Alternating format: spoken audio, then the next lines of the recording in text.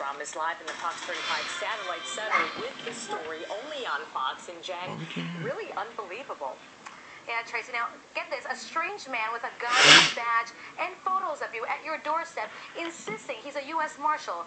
Would you let him in? One woman in Lake Mary did. She says the imposter stayed inside her home for hours demanding information.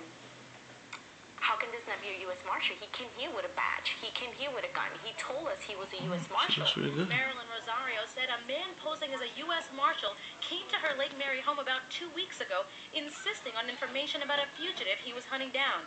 Scared, she invited him in. She says he stayed for 3 hours, interrogating and making threats. He also told me that my grandson was going to be taken to protect him, because he was in danger. I didn't know what to say. I wanted it to cry. She says he identified himself as James Williams, and after he finally left, she called the U.S. Marshal's office because something just didn't seem right. I called the fucking U.S. Marshals, and bitch. That, he's done this before. And that they have problems with him before. For him saying that he's a U.S. Marshal. So they said that they thought that it was time for someone to prosecute him.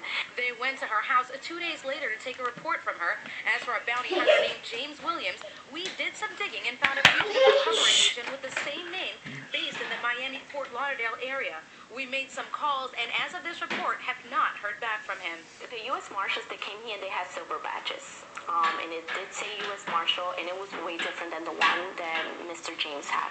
Rosario says U.S. Marshals asked her to testify in court against the bounty hunter, since this isn't the first time he's pulled a stunt like this. She says she will. We give information to someone that we didn't even know. We had someone in our house with a gun that could have done anything to us.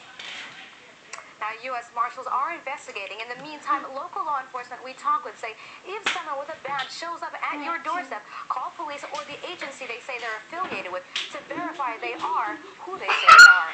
Live at the SAT Center, Jessica Bennett, 35 News. Excellent information there, Jen. Now, the person the alleged bounty hunter was trying to dig up information about is Rosario's grandson. Rosario says there was a warrant for his arrest stemming from a drug charge. We're being told he was not. Just 1 week away from